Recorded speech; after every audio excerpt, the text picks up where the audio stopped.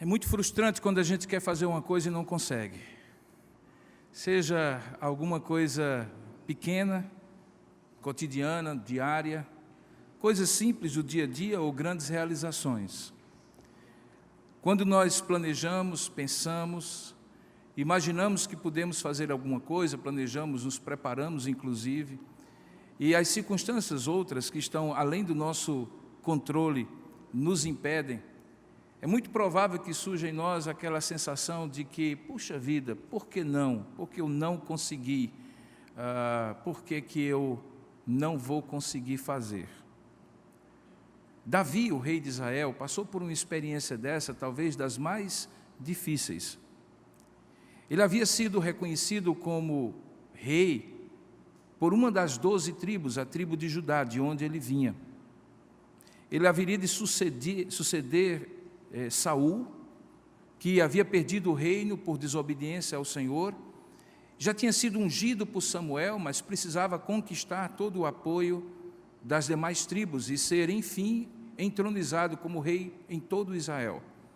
Isso implicava em fazer com que todos os locais de culto que naquela ocasião estavam separados fossem todos reunidos em Jerusalém.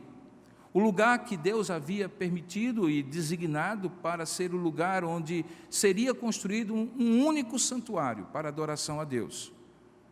Davi desejou fazer isso. Davi planejou fazer isso. E a primeira providência dele foi não apenas comprar uma área em Jerusalém, que era dos jebuseus, um dos povos cananeus que tomavam conta da terra na época, e que era uma eira onde se batia o trigo para que a palha subisse, era um lugar alto, conhecido também como Monte Sião, e para lá levar o objeto mais sagrado, que representava a própria presença de Deus, a Arca da Aliança. Davi tentou uma primeira vez, e foi mal sucedido, porque as pessoas que tinham que carregar a arca não fizeram da maneira correta, e Deus não abençoou aquela iniciativa. Davi tenta uma segunda vez, e ele consegue, enfim, chegar com a arca a Jerusalém, um momento de grande exultação e de grande alegria. Ele iria à frente da arca, junto com os sacerdotes, cantando e dançando de tanta alegria, porque parte do plano estava dando certo. E Deus, enfim, teria um lugar em Jerusalém, onde ele deveria ser adorado. E todos os povos acorreriam para lá. O povo de Deus, o povo da aliança e os povos que seriam conquistados e de alguma forma com eles compartilhada a aliança que Deus fizera com Israel. Ali a arca seria colocada e um templo seria construído. Ele providenciou tudo, planejou tudo. Pegou aquilo que era o tabernáculo, o templo móvel, e, segundo aquele modelo, foi criado um projeto para o templo em Jerusalém. Deus, no entanto, em dado momento, diz a Davi que ele não poderia ser o construtor do templo. Mais à frente, que um descendente dele o construiria, mas ele não. Porque nas grandes conquistas que Davi tinha sido o grande comandante de Israel, suas mãos tinham ficado sujas de sangue, um combatente de guerra, um homem que tinha levado o exército de Deus a conquistar grandes batalhas. E Deus, pelas razões que só a Deus pertence conhecer, disse que Davi não teria condições de fazer isso. E deu esse desígnio a um descendente dele, que viria a ser Salomão. E aí o templo veio a ser conhecido como uma das 7 maravilhas do mundo antigo, o templo de Salomão, que foi realmente construído depois. Davi preparou todo o material, tanto que até sobrou, e ele precisou pedir que as pessoas deixassem de trazer o material para o templo. Mas desde aquela primeira ocasião em que Davi tentou trazer a arca e não conseguiu, e na segunda ocasião em que Davi tentou e conseguiu, ficou claro que havia, além da questão do sangue da mão de Davi, talvez algum problema relacionado ao desejo dele de fazer as coisas para Deus.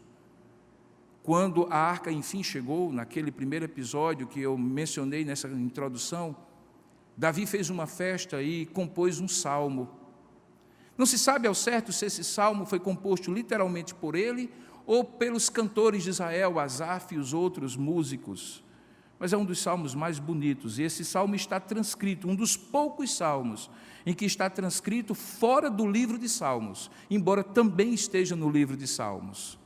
É o Salmo 96, que eu convido você a abrir e juntos caminharmos com ele, para estudarmos juntos e refletirmos juntos nesta noite sobre faça com prazer o que Deus lhe exige por dever.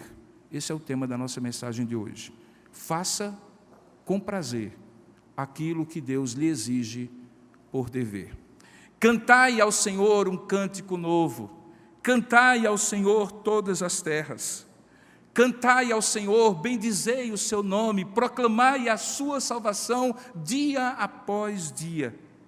Anunciai entre as nações a sua glória e entre todos os povos as suas maravilhas, porque grande é o Senhor e muito digno de ser louvado, temível mais do que todos os deuses, porque os deuses dos povos não passam de ídolos.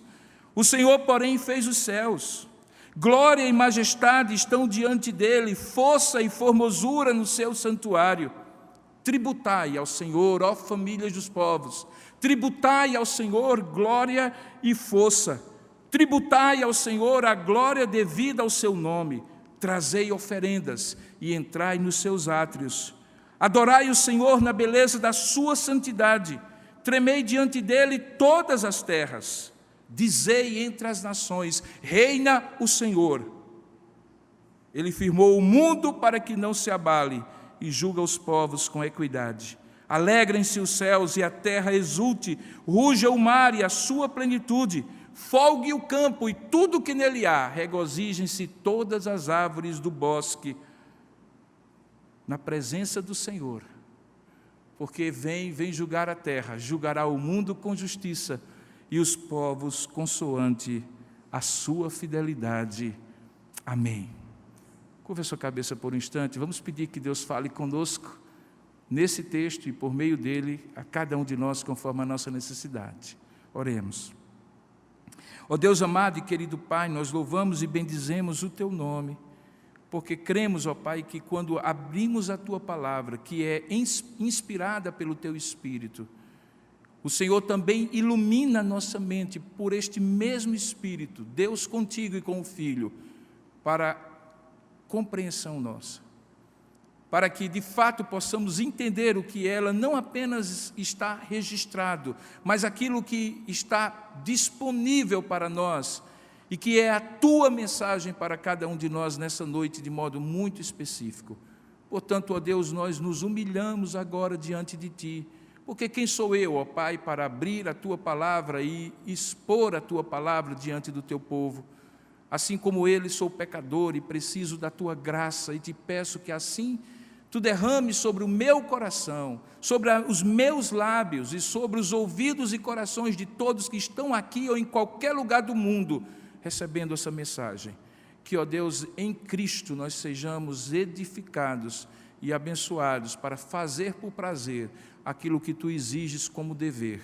É assim que nós te oramos e te agradecemos, em nome de Jesus. Amém.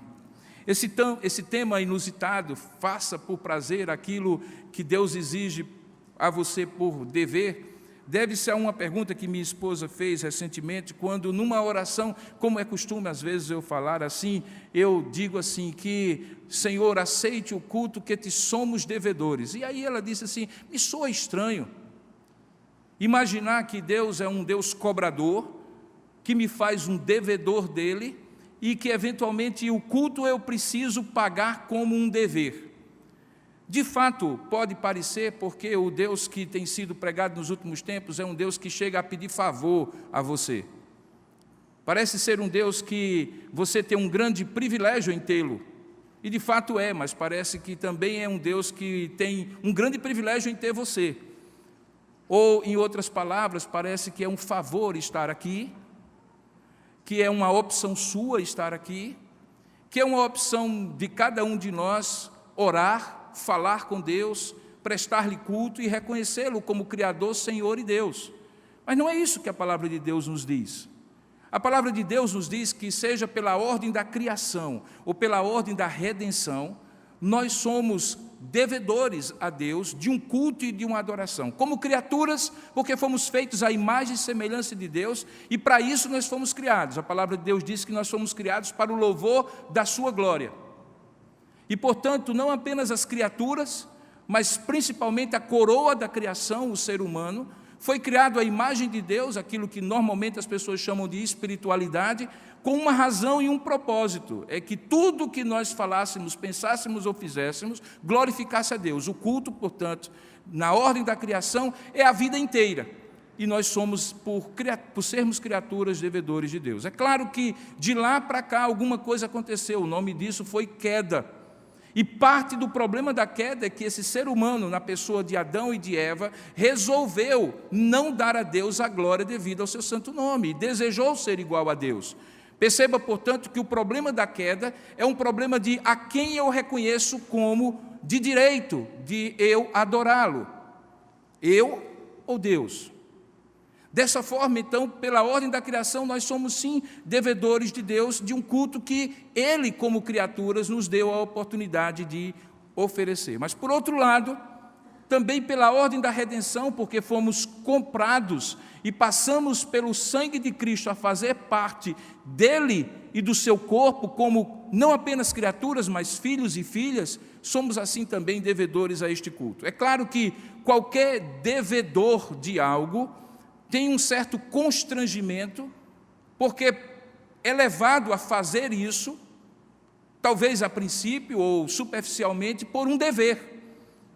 Você encontra, por exemplo, nesse salmo a expressão tributai, de onde vem a ideia de tributo, imposto, que é exatamente a obrigação que nós temos quando fazemos parte, por exemplo, de um país. Não gostamos, não tem nenhuma pessoa que goste de pagar imposto ou pagar um tributo, mas faz parte do ordenamento para o bem comum.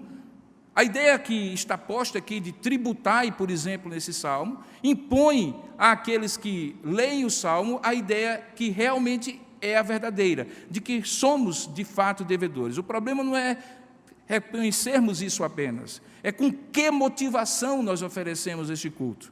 E aí veio então a ideia do tema: faça por prazer aquilo que Deus lhe exige como dever. Porque mais do que o fazer, Deus está interessado na motivação que você faz aquilo que, em tese, você deveria fazer por dever.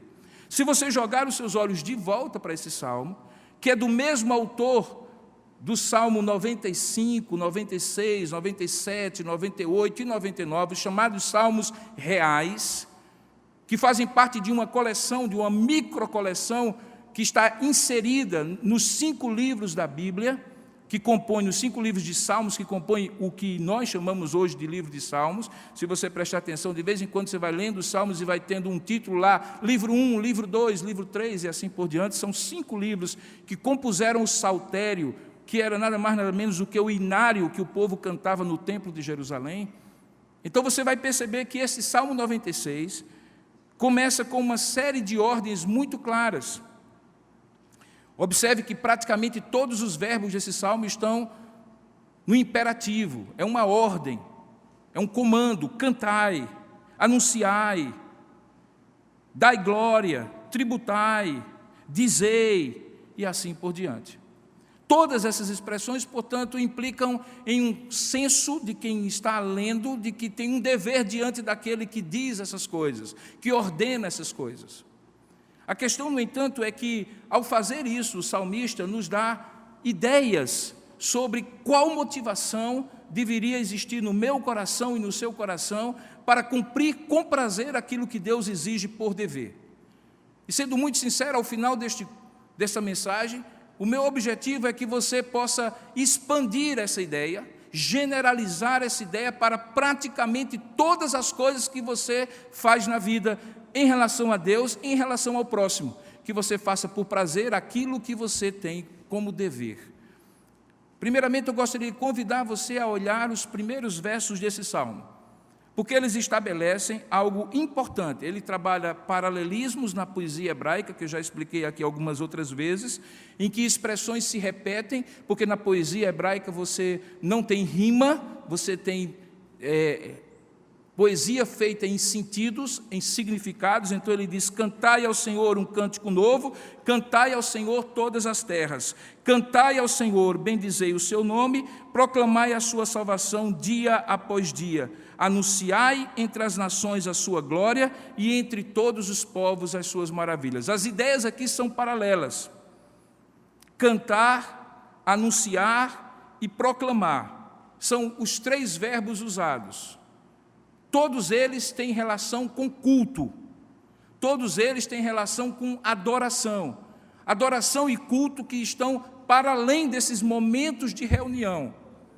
Na perspectiva bíblica, culto, adoração, louvor, não são coisas restritas a um momento no domingo à noite ou no domingo pela manhã, mas tem a ver com um estilo de vida, com uma cosmovisão, com uma visão da vida em que Deus é o centro e quer eu coma, quer eu beba ou faça qualquer outra coisa, devo fazer para a glória do seu nome. E quando eu faço para a glória do nome de Deus, eu estou cultuando. Quando trabalho, eu estou cultuando. Quando estudo, eu estou cultuando. Quando tomo conta das minhas coisas, que de fato são apenas meios pelos quais o nome de Deus deve ser glorificado na minha vida. Essa compartimentação estanque de uma vida profana e uma vida sagrada, de algo espiritual e de algo secular, não faz parte da ideia bíblica de culto e adoração. Nós cultuamos cada dia, em cada momento, e quando nos reunimos de maneira muito especial, somos intencionais para oferecer um culto comunitário, mas esse culto comunitário antecede e transborda na forma de adoração que eu e você oferecemos no dia a dia. Portanto, quando ele diz: cantai ao Senhor, proclamai a sua salvação e anunciai, todos esses verbos estão relacionados a expressões de culto. Sejam expressões de culto direcionadas a Deus, cantai ao Senhor, sejam expressões de culto direcionadas aos outros, anunciai a sua salvação. E novamente aqui você encontra essas duas direções: vertical em relação a Deus, amar a Deus acima de todas as coisas, e horizontal em relação ao próximo, amar ao próximo como a si mesmo. E isso também se expressa no culto, quando eu amo e sirvo ao meu próximo, quando eu amo e sirvo ao meu Deus. Perceba que, ao mesmo tempo que ele coloca esses verbos todos alinhados como expressões de culto, ele também expressa como, ou particularmente qual é o objeto, a mensagem, o conteúdo de como deve ser esse meu culto, oferecido a Deus, e esse serviço oferecido ao próximo. Ele chama de cântico novo, ele diz que é bendizer ao nome dele, ele diz que é proclamar a salvação, ele diz que é anunciar a glória e também as maravilhas de Deus. Não tem a ver, portanto, com o que eu faço para Deus, mas com o reconhecimento do que Deus já fez por mim. É possível que o salmista, quando fala de maravilhas, de glória, de bendizer o nome, de cantar um cântico novo, estava assim impregnado daquela cena majestosa do povo de Deus com uma arca da aliança diante dele, entrando pelas portas de Jerusalém e subindo para o Monte Sião para ali edificar um templo para a glória de Deus. Há episódios na história de Israel que são marcantes a ponto de serem rememorados séculos depois. A travessia do Mar Vermelho é um deles. A maneira como o povo cruzou o Rio Jordão de pé enxuto é outra maneira. As maravilhas que Deus fez antes da travessia do Mar Vermelho, quando humilhou o Egito e seus deuses com aquelas 10 pragas, para que o povo pudesse sair e adorar o Senhor na terra prometida. As grandes vitórias de Deus são rememoradas, e uma delas é o dia em que a arca chegou a Jerusalém, porque representava não o sonho de um homem chamado Davi, mas o cumprimento de um propósito de Deus de fazer daquele templo um lugar em que as nações pudessem se congregar, a glória de Deus pudesse descer e o povo de Deus e o povo da aliança pudesse manifestar a glória de Deus. Portanto, não era o sonho de uma pessoa, era o cumprimento do que Deus tinha, e por isso é chamado de maravilhas, de glória, que motivava um cântico novo e que deveria redundar em bênçãos ou bendições ao nome do Senhor. Então, esses 3 primeiros versículos revelam para mim e para você um dever que nós temos diante daquele Deus que Ele é, diante do Deus que nós cremos e servimos, que é o dever de oferecer culto, de dar a glória devida ao seu santo nome, de anunciar o seu poder e o seu nome para todas as nações. Deixe-me ser mais claro ainda, o privilegiado é você, o convocado é você, você que tem o privilégio, mesmo tendo sido convocado por Deus, de estar numa noite como essa, ou em qualquer outro lugar onde 2 ou 3 são reunidos em nome do Senhor, para oferecer culto ao Criador. Você não é apenas um privilegiado, porque muitos têm essa mesma consciência que você tem e não podem. Em muitos países onde reuniões públicas não são sequer permitidas. Também por isso, mas não apenas por isso. Antes disso, você é privilegiado porque você conheceu algo que não descobriria sozinho. Que Deus lhe ama. Que você foi criado à imagem e semelhança de Deus. Você era um cego, ignorante. O lugar do seu destino e do meu também era o inferno.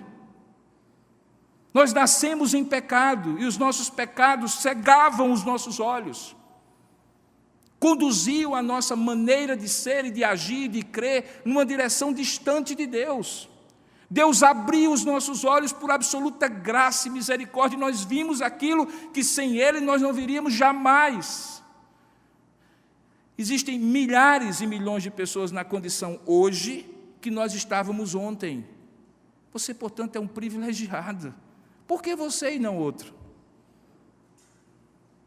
Por que você e não outro? O que você fez para merecer? Foi você que buscou? Não, você fugiu. Várias vezes você fugiu. Deus teve que, como diz a sua palavra, buscar adoradores que o adorem em espírito e em verdade, insistindo com você, porque você fugia dele. A Bíblia diz que as obras dos homens são más, e eles preferem estar nas trevas do que vir para a luz, porque a luz revela a sua maldade. Grande parte do problema do pecador que ouve o Evangelho e não quer, não é porque ele não pode querer. Porque Deus está convencendo-o pelo Espírito do pecado, do juízo e da justiça. Mas é que quando ele começa a perceber que algo precisa ser transformado e implica em arrependimento dos seus pecados, ele foge dessa realidade. E nós fugíamos, e agora nós somos privilegiados porque Deus não desistiu de nós, porque Deus, na sua graça e misericórdia, havia nos escolhido antes da fundação do mundo. Não me pergunte por quê, mas eu lhe digo, para o quê? Para que você vivesse para o louvor da sua glória, da glória dele. Porque nós somos devedores a dar a Deus a glória devida ao seu santo nome. E o Salmo expressa isso. O segundo aspecto que eu gostaria que você, olhando para o texto, novamente refletisse é que a partir do verso 4, Deus, sem precisar dá 2 razões para que você o adore, para que você ofereça por prazer aquilo que você tem dever de oferecer. A primeira delas é que Deus é distinto de qualquer outra expressão criada pelo homem e a quem ele chama de deuses. Olha só o que ele diz: porque grande é o Senhor e muito digno de ser louvado, temível mais do que todos os deuses, porque todos os deuses dos povos não passam de ídolos, o Senhor, porém, fez os céus. Perceba que o argumento que o salmista faz é que Deus é distinto. Ele é distinto porque ele fez o homem, dos demais deuses que os homens fizeram e a eles chamaram de deuses. De fato, o homem é um ser que não tem como viver sem nenhum tipo de relação com Deus. A ideia de ateísmo é uma ideia absolutamente impossível. Ela pode ser sofisticada a ponto de enganar o coração do pecador, que, segundo Paulo, se obscurece no seu entendimento, inculcando-se por sábio, mas na verdade sendo louco, porque o Salmo 14 diz o nécio, louco no seu coração, não há Deus. Porque há alguém este homem adora, nem que seja a si mesmo. E é justamente esse contraste que o salmista faz. Ele diz, olha, você vai ter que prestar culto a alguém, porque você foi criado para prestar culto. Você foi criado para adorar. A questão é a quem e como. A quem, deixe-me dizer, ele diz na sua palavra, porque grande é o Senhor e muito digno. A ideia de dignidade aqui é o argumento que o salmista usa para que você ofereça o culto a Deus que é digno de receber, que é merecedor de receber. Qual é o problema de nós pagarmos, muitas vezes, um imposto alto, um tributo alto? É quando nós começamos a questionar se aquela pessoa, aquele órgão, aquele governo, aquele Estado, a quem nós pagamos o imposto, é digno de receber, não é verdade? Você não gostaria de pagar imposto desde que você tivesse escola, saúde, transporte? É muito mais fácil rachar a conta com todo mundo e todo mundo ter um bom serviço do que você tentar fazer sozinho. Mas qual é o problema, particularmente no nosso país? É que nós pagamos muito e recebemos muito pouco de volta. E aí questionamos, não é digno esse governo, seja esse ou qualquer outro, com uma carga tributária dessa, que nós paguemos tanto para receber tão pouco. Mas aqui o salmista diz, ele é digno, vale a pena lhe oferecer o louvor. Ele é digno. Ele é digno. O que você recebe de volta de benefício de alguém que não tem a obrigação de lhe dar nada, pelo contrário, você que tem a obrigação de dar a ele tudo, é muito maior do que você pode imaginar. O apóstolo Paulo argumentou dessa forma em Atos capítulo 17. Vocês já me ouviram pregar algumas semanas atrás sobre esse texto.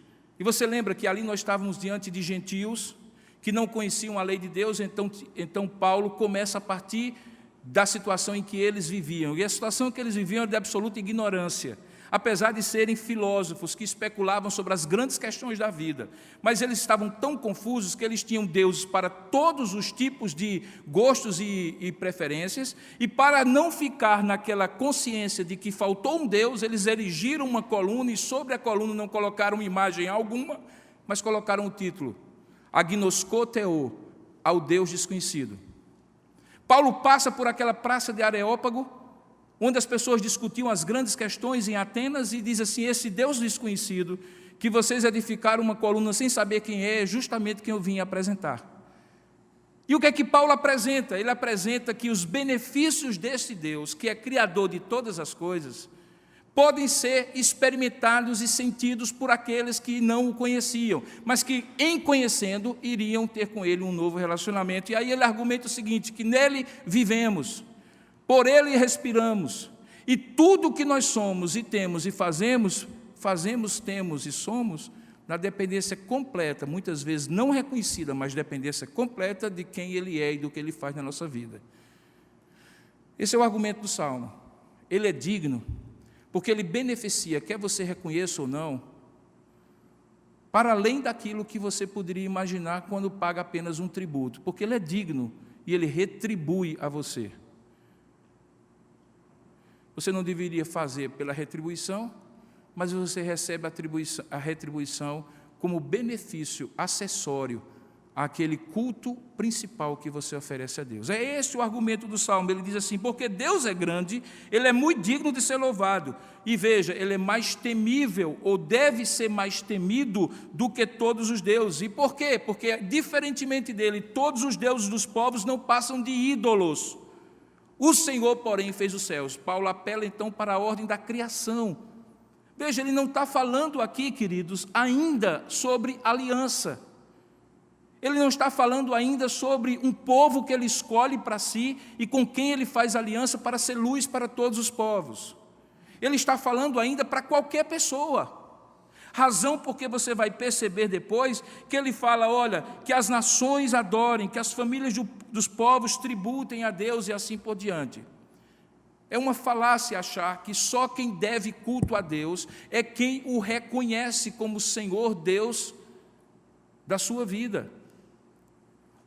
A obrigação, o dever de reconhecer o Criador é de toda criatura.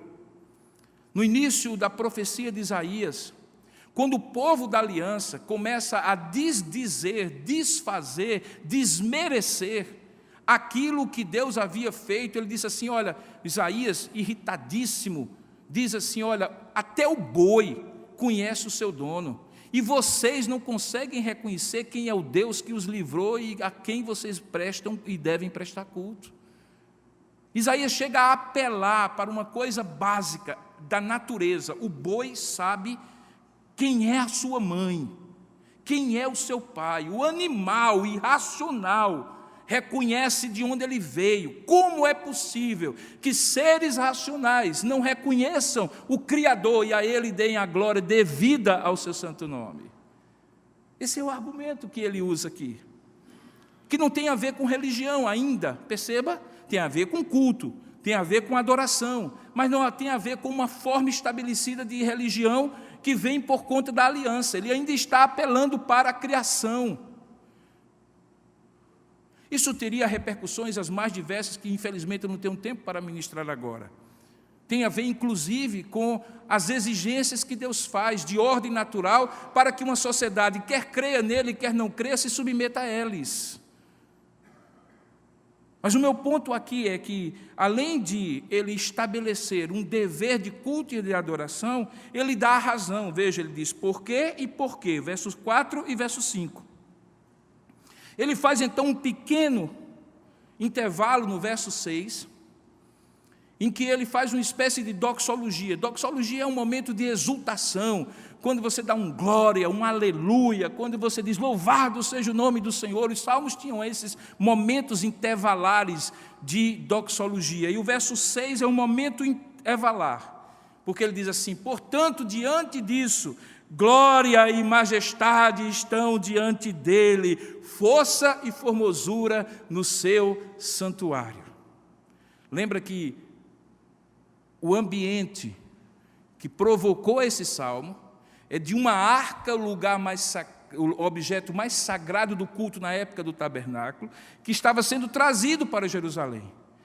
A ideia de santuário, lugar em que você se destina para encontrar a Deus e para oferecer a Deus naquele lugar, é o que está em mente aqui. Daí essa doxologia, fazer uma referência: glória e majestade estão diante dele, força e formosura no seu santuário. Depois dessa doxologia, então, a partir do verso 7, ele novamente faz 3 versículos, e se você tivesse a oportunidade, eu tivesse a oportunidade de projetar, mesmo que você não entendesse os garranchinhos que parecem ser os garranchinhos do alfabeto hebraico, você ia ver que nós estamos falando de estrofes.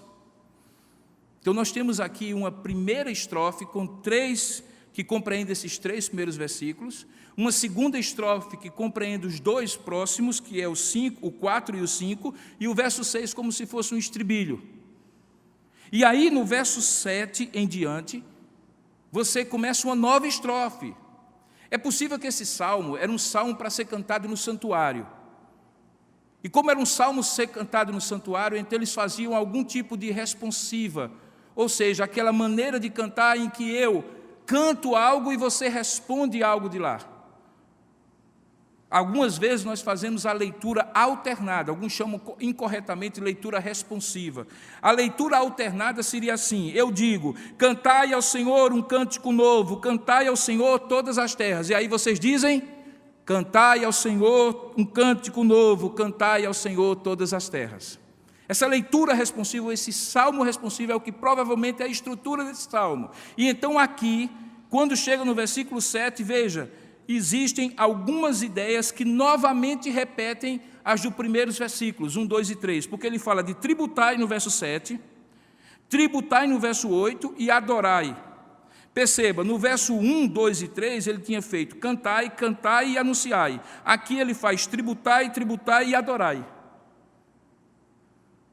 Em outras palavras, é um cântico, uma poesia cantada que está sendo dita, provavelmente foi construída, foi escrita para servir de culto, quando o templo fosse formado, já que a arca estava sendo levada para o Monte Sião.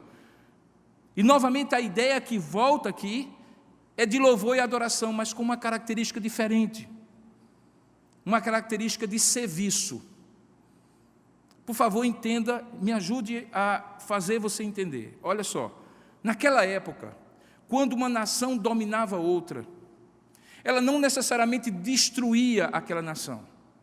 ela tornava aquele povo um povo vassalo.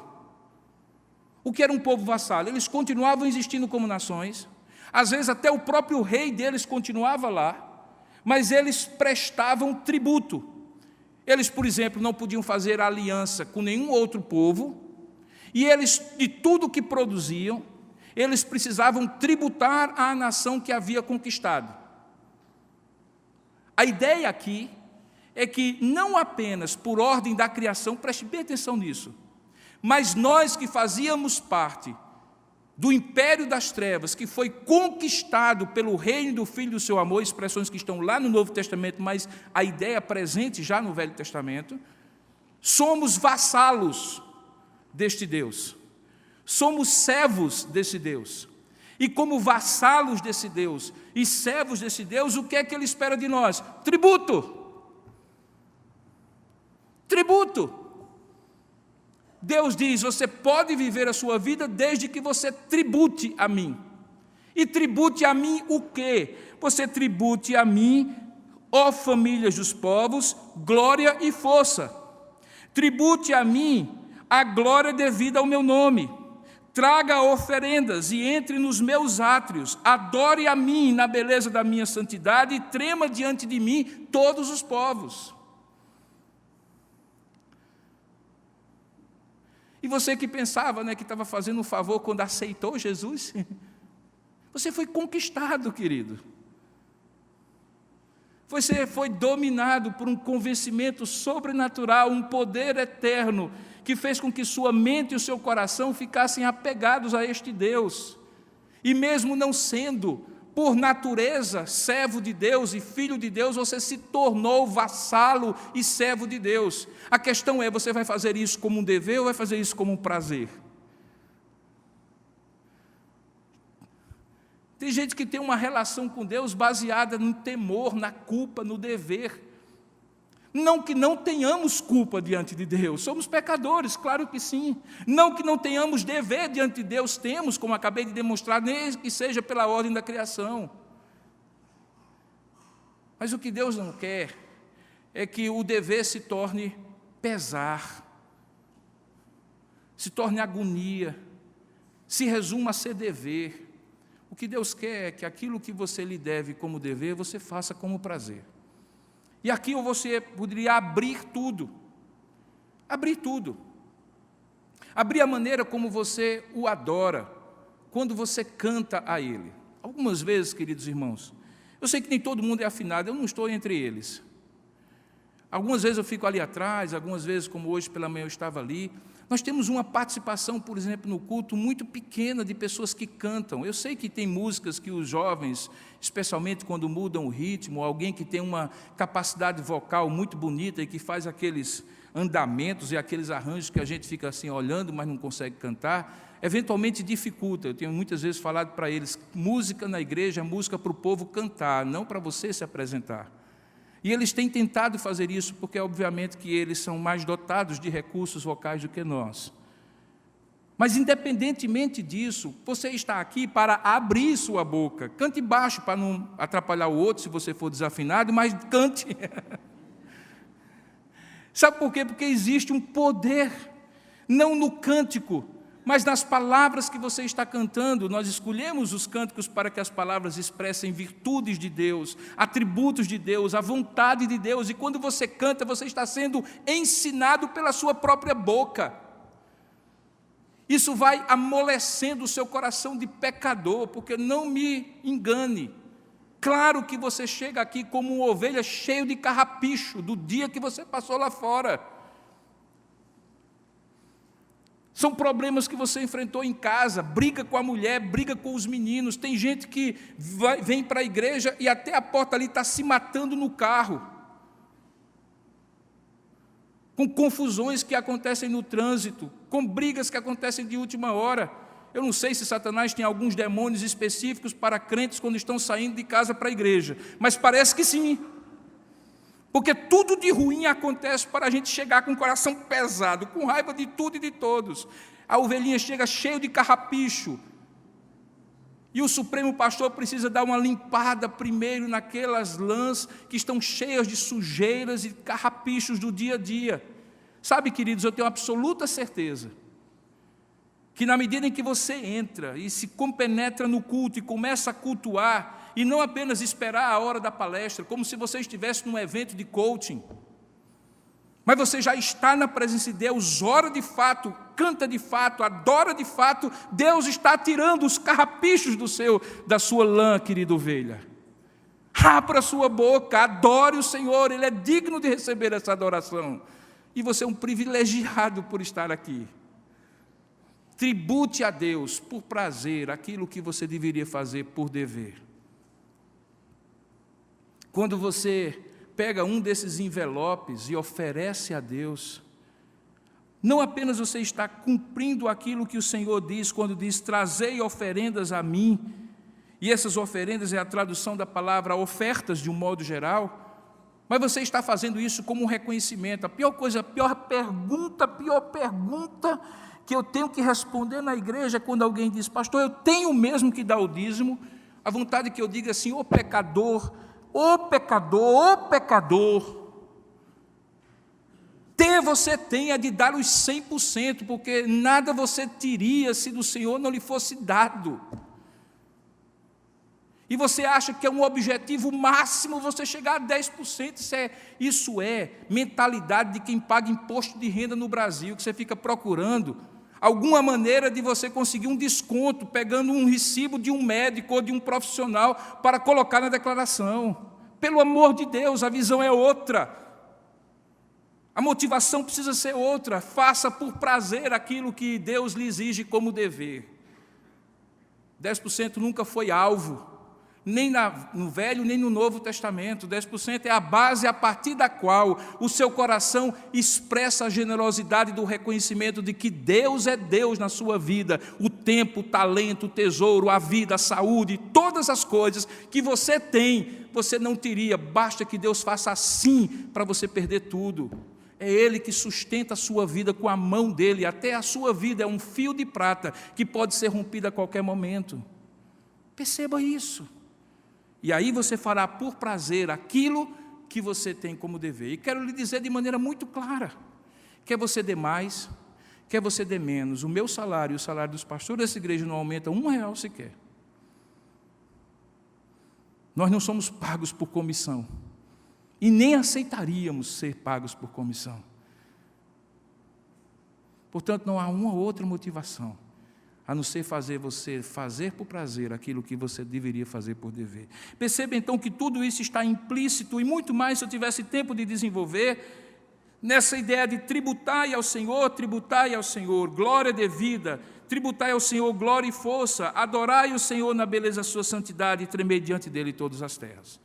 Ele fecha então essa segunda estrofe, digamos assim, e aí ele começa a partir do verso 10 e até o final, no verso 13, a nos fazer olhar agora para fora. Você sabe qual é o problema do povo da aliança?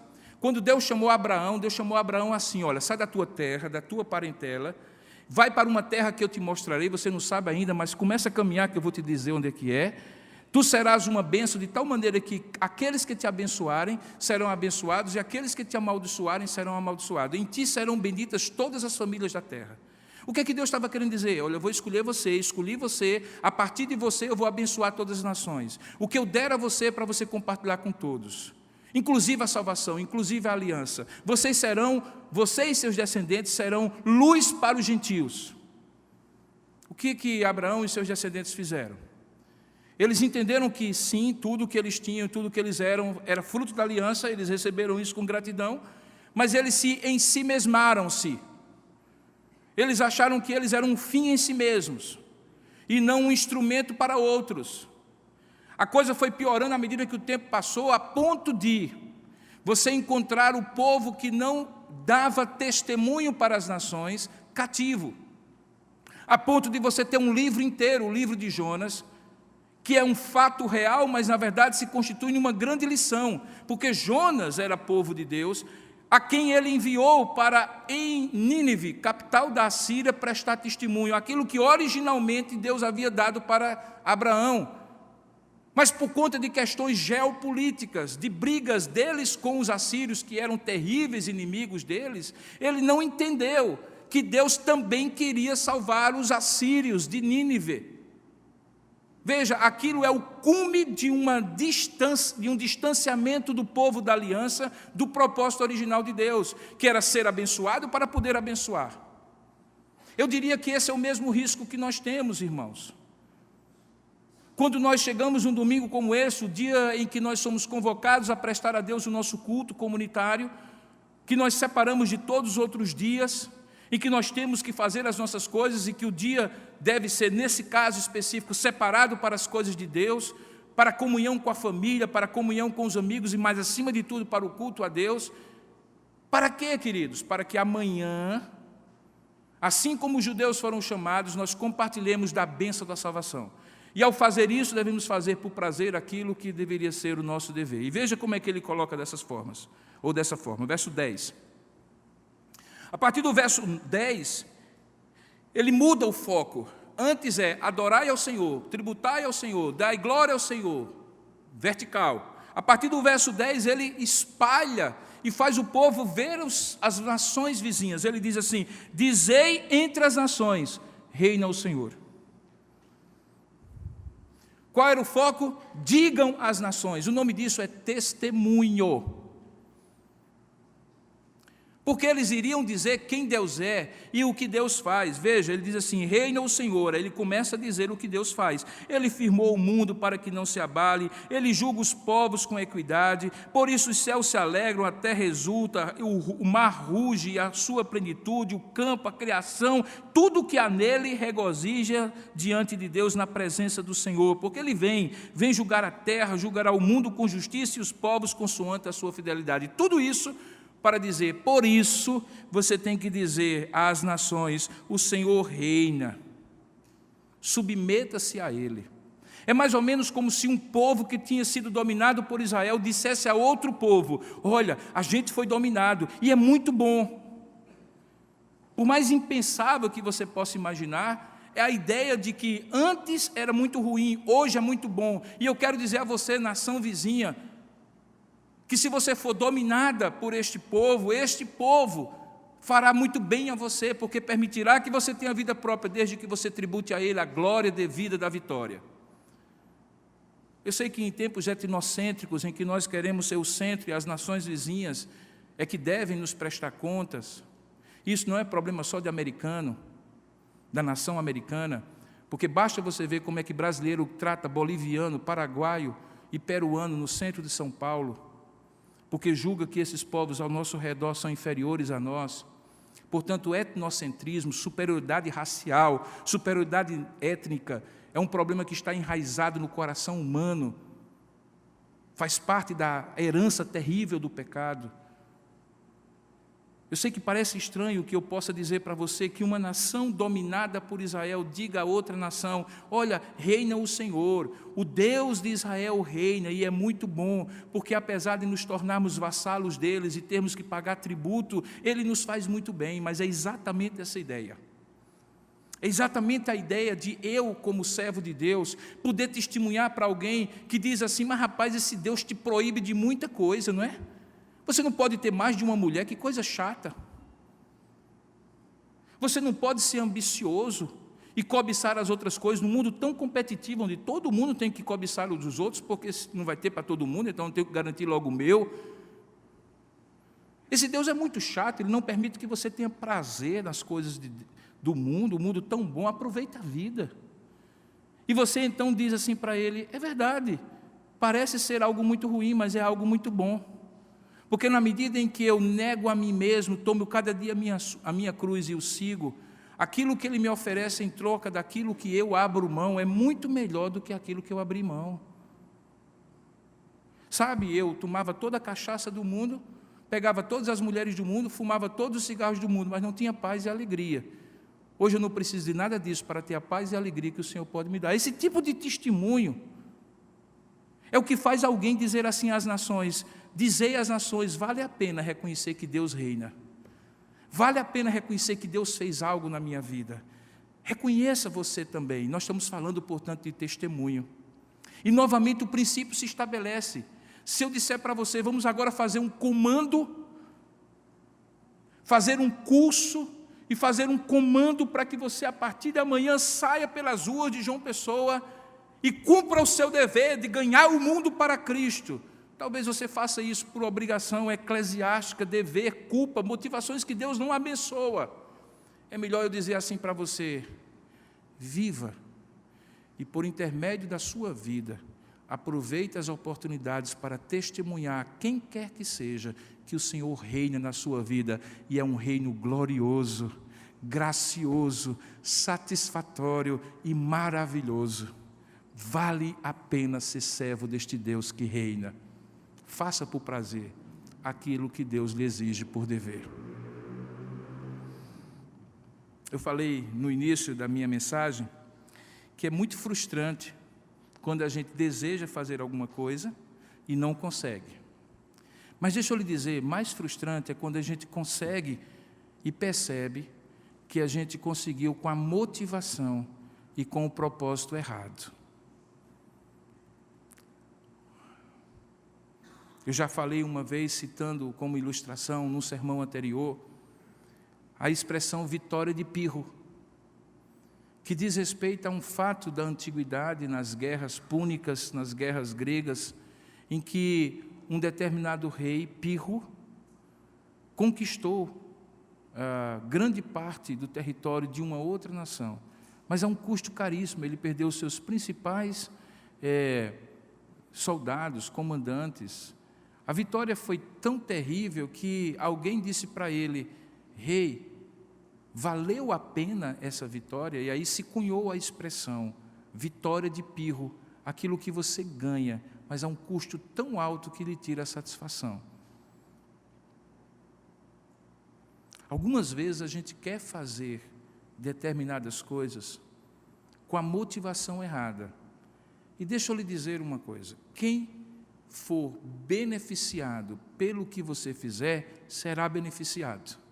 Porque Deus ama até mesmo ações feitas para beneficiar alguém, porque ama este alguém que tenha motivações erradas. Mas em algum momento Ele vai chegar para você e dizer assim: quem lhe mandou fazer isso com esse tipo de motivação?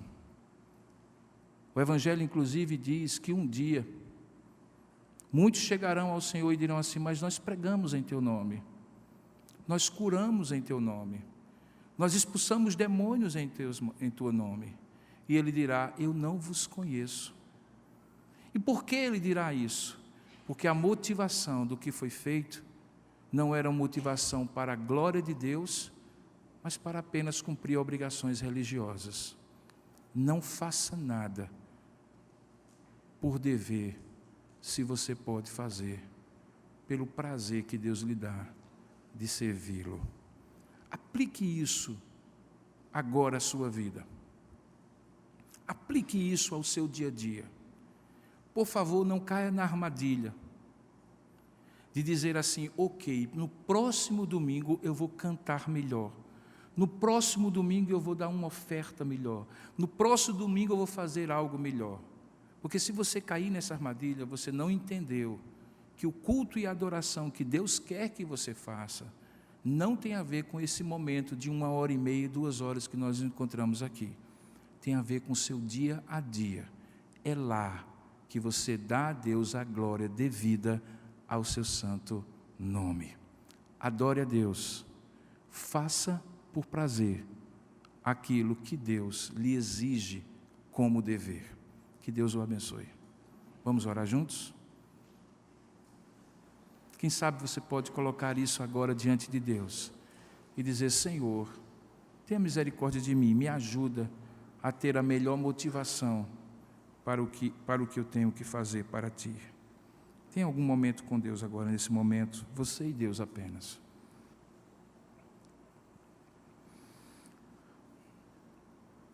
Senhor Deus, só Tu sondas o coração de cada um de nós que está aqui. Só Tu conheces e podes pesar a motivação de cada um de nós. Por isso não nos cabe julgar uns aos outros, mas cabe a cada um de nós, de modo individual, perguntar-se: Senhor, eu estou fazendo apenas por dever aquilo que Tu me dás a oportunidade de fazer para Ti por prazer. Ó Deus, eu Te peço, Senhor, que Tu que és o único que pode convencer o nosso coração acerca da verdade e produzir em nós mudança real e verdadeira, visite agora o coração de cada um de nós. Tu conheces homens e mulheres que estão aqui, velhos e novos, pessoas que já Te reconhecem como Deus, Senhor de suas vidas, ou pessoas que ainda estão, ó Deus, lutando dentro de si a quem vão de fato adorar e servir como Deus. Seja quem for, Pai, Tu consegues e tens poder de visitar o coração, transformar as motivações e fazer com que ofereçamos a Ti por prazer aquilo que deveríamos Te oferecer como dever. Que o nosso coração possa Te reconhecer como Rei em cada instância, em cada esfera, em cada momento da nossa vida, e pegar quer o que façamos ou venhamos a dizer ou a pensar, como se fosse uma grande cesta de ofertas e dizer assim: eis aqui, Senhor, eu tributo a Ti a glória devida ao Teu santo nome, naquilo que eu falo, que eu faço, que eu penso, nas decisões que eu tomo, nas escolhas que eu faço. Elas são Tuas, eu entrego minha vida, minha profissão, minha família, meu dinheiro, meu talento, meu tempo. Eu entrego a Ti o meu dia, a minha semana.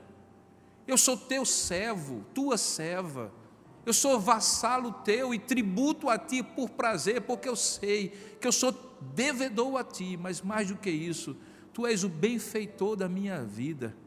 Eu que não merecia recebi, e agora eu Te devolvo o que Tu não precisas, e que generosamente devolves a mim, na forma de bênçãos sobre bênçãos, de livramentos e de curas, de provisão e proteção, de presença na nossa vida, na minha vida. Ó Deus, que cada coração aqui possa ser encaminhado pelo Teu Espírito a esta oração, aplicada ao contexto de cada um, para a glória do Teu nome, nos transforma em quem paga tributo a Ti, por prazer e não por dever. É isso que nós oramos em nome e para a glória de Jesus. Amém, Senhor.